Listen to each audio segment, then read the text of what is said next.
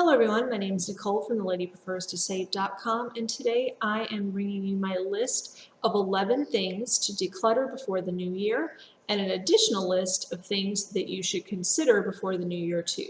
So if you would like to hear a minimalist perspective on decluttering for the year ahead, come back and watch.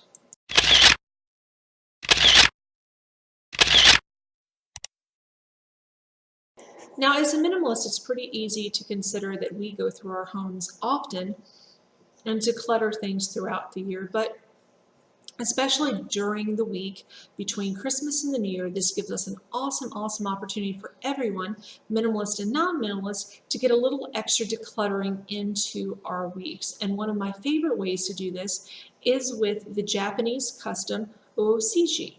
And that actually means the big clean, with U meaning big and Oosouji meaning cleaning. It's a custom that's performed in December each year in Japan, and it's a New Year's ritual for most families, where Japanese families really meticulously clean out their homes, and a sort of purification, if you will, of all their dealings within the home structure, whether that's papers for their children at school, business files, contents of their home, foods that were eaten during festivals. Everything is giving a thorough going over, and that way everything in the home is prepped and ready to go for the new year ahead. You may think a purification seems a bit extreme, but consider this. It would be considered inauspicious to start your dealings with new customers and new friends and new acquaintances by carrying over the baggage of the previous year. So this is why this custom is so important. And for me, Oosouji just really makes sense. It's a way for you to kind of get in and dig down and really consider what needs to go on at your home. Now, because this is New Year's Eve and you're probably going to be seeing this into the new year, you may be thinking where you can start, and that's where I think minimalism kind of really plays into that custom. It can really be fine-tuned into what you need to bring into your home to not just alleviate clutter, but things that you could simply just de-own and not have to take care of or worry about in the new year. And these were my 11 tips to start with, are about things that you may just not need in the new year. So let's get started and hear all about them. For me, I always love to start with coats and cold weather accessories. I notice that a lot of my coats that I've kind of accumulated over the years really just don't go worn. So one of the things I've done over the past month is to go ahead and collect those coats, knowing that January in most places in the States and Canada, there are cold winter drives for coats for adults and children all over the country. And so I will link below some resources where you could donate those unwanted coats. And that also leaves you plenty of space to be able to see what you do have and you do want to wear, so that you can utilize your best coats in the new year. And perhaps, just like with holiday gear and coats, definitely consider this time of year going through your bedding and throws and towels in your linen closet. There are a lot of times that you may accumulate extra blankets and not really need them. Or there may be blankets sitting in the bottom of your linen closet that could be better utilized on your beds or your guest rooms, or for your children, or in your dens and other rooms in your home. Go through your linen closet and get rid of anything that you haven't used within 2 winter seasons. Anything that you're not using can more than likely be donated, or in the instance of sheets and towels, could probably be donated to your local animal shelter. Definitely call ahead to see if they need them, and if they don't need them, definitely just go ahead and send them either to the charity shop, or in some cases, if they're too holy to be used, they could probably be cut up for things like family cloth or composted locally. Another area of your life to consider cleaning up this year would be gift wrap. It's right after the holiday season, and so many people buy an inordinate amount of gift wrap and bows and boxes and staples for the holiday season that you may have more than, say, you have allotted room for in your home. Consider for the next year, do you want to use all these items? Are there perhaps gift bags that could be reused, and paper that could be either recycled or passed on to someone else? Do you have bows that have seen better days? Do you have tissue paper that could probably go into the recycling bin? Now is the time, before you pack everything up for the year, to go ahead and sort through those items and see if there's a few things you could do without. If you've also considered having a more zero waste holiday season, now might be the time to consider purging a lot of those items and going for reusable bags in the next holiday season.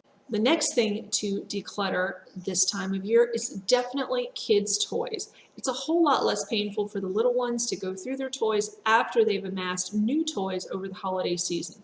So now is a great time, with the giving season still on the mind, to take the little ones in, go through some things, and see what you might be able to donate to others. If this is something that you don't think your kiddos would be apt to do, wait a few days until you're back at school, or if you're a homeschooler, wait till you have a break during the day when they're down, or perhaps you have a co-op day where you can go in yourself and clean out all the toys and take anything that might not be able to be used and donate it to others. And another area of your home you might want to consider giving a great go-over before the new year is your own personal closet.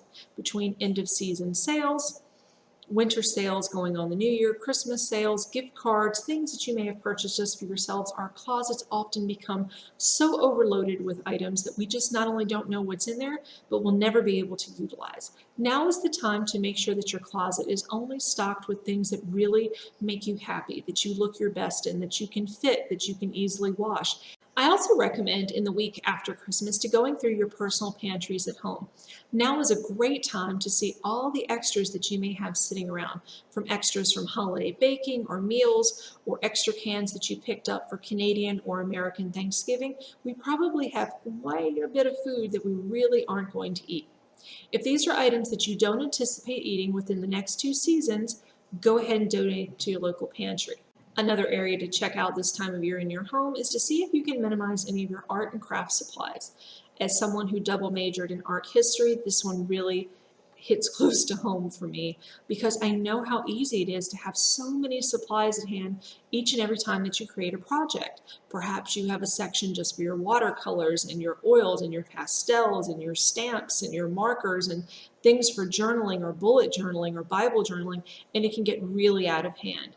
So this is a great time of year to collectively and reasonably assess what you'll need for those specific hobbies each and every month. Plan out when you're going to use them, what you'll use, and things that you don't need could be bagged up and donated to your local school or homeschool co-op. Now is also a great time of year to go through your mail and your magazines. If there are actual publications coming to your home, look on the back of the publications for a number to see if you can call and get off their mailing list.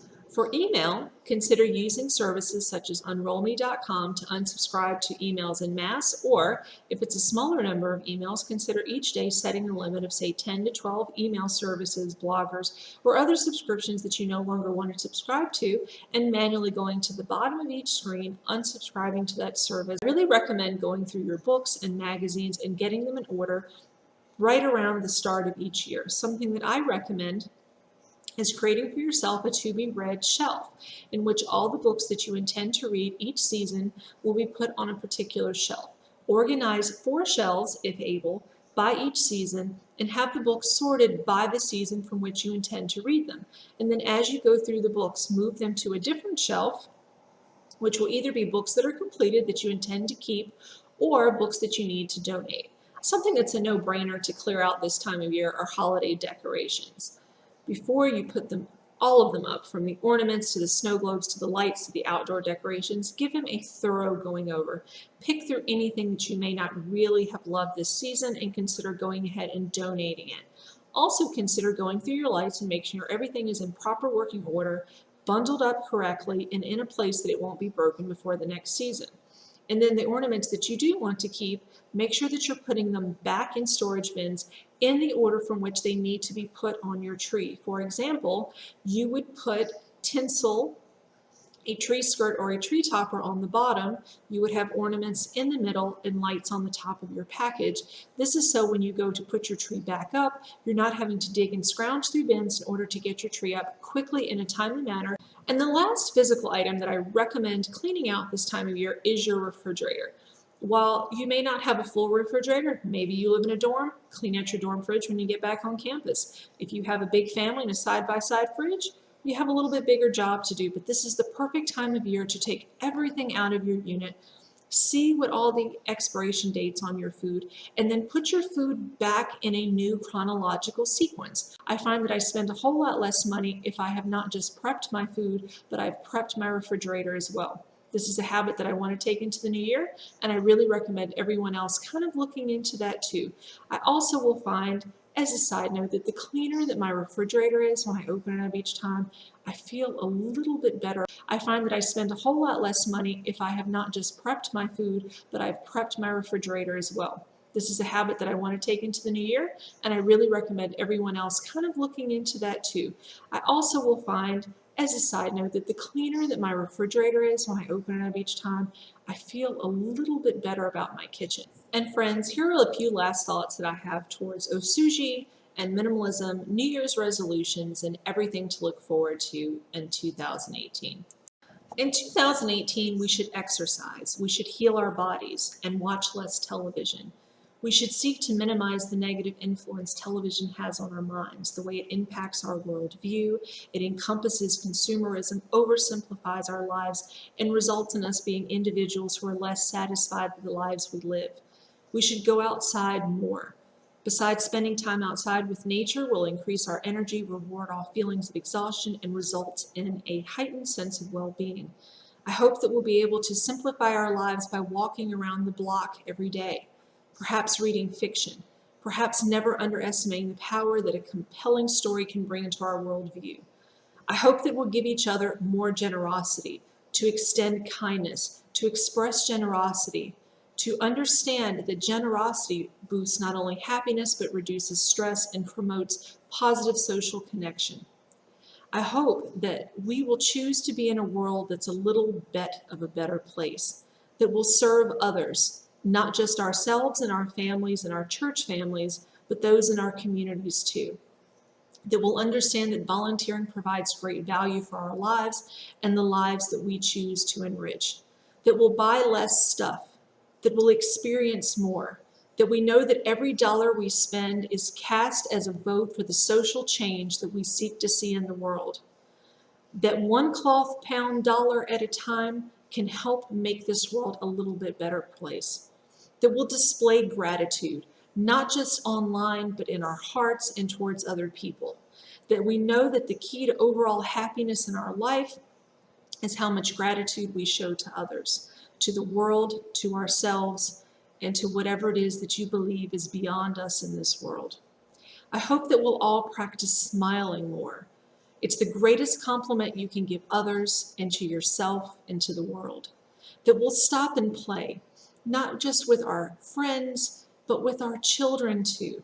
That we'll make the extra point to sit down and play and constructively give time to the world in a way that doesn't require us to not just buy anything, but to buy into the rat race and the system that tells us that we're only good enough to work and toil and pay bills until we die.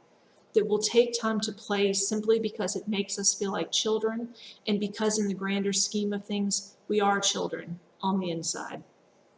I hope we'll make an extra point of being constructive in the words that we use and not just criticize others because we can. That we'll take up a hobby, that we'll join a sport, that we'll find an online tribe, that we'll determine in 2018 that we'll be happy simply because we can.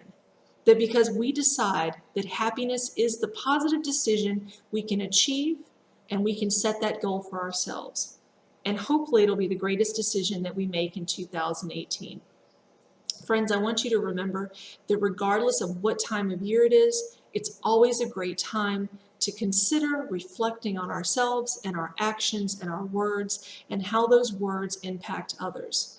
As influencers, it's especially important for us, as mothers and friends and spouses and women in this world in general. It's more important than that. We have a moral responsibility to not just set the barometer of change in our homes, but how we interact with each other. In 2018, I challenge all of us to be a little bit kinder to someone that you know, whether that be online or otherwise, and to spread that generosity and that childhood playfulness with other people. Let's play and smile, and let's be generous, and let's buy less and be happier and more fulfilled people. Every January represents for us a new time to change and evaluate the direction of our lives and adjust that course if necessary. No day is too late. It can all be turned around. Birthdays serve as that day, but so does the new year. As my grandmother used to say, Every saint has a past and every sinner has a future, and I hope that we all will consider that we have that future and we can change things. And remember the words of great Aristotle, the good habits make all the difference, and that as human beings we are that difference. And so friends, as always, please remember to be kind to yourself and to others, and have a wonderful rest of your day, a happy new year. Be sure to subscribe and turn on those notifications, and come right on back tomorrow for another video.